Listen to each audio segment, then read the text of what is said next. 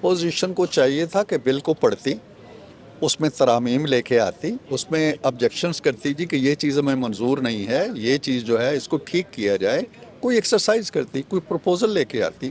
انہوں نے کچھ نہیں کیا. اور جب ان کے بل ان کے سامنے آیا ہے، اس کی تفصیلات ان کے سامنے آئی ہیں، تو وہ کوئی آبجیکشن اس پہ کر نہیں سکے، کوئی ایک بھی آرگومنٹ نہیں دے سکے. اس کو اس سارے بل کو آئین کے آرٹیکل 10 کے انڈر کر دیا گیا، جو آپ کی اور ہر شخص کی آزادی کی حقیقی ضمانت دیتا ہے. کوئی چیز کنفلکٹنگ ود دا کانسٹیٹیوشن اس کے اندر ہو نہیں پائے گی.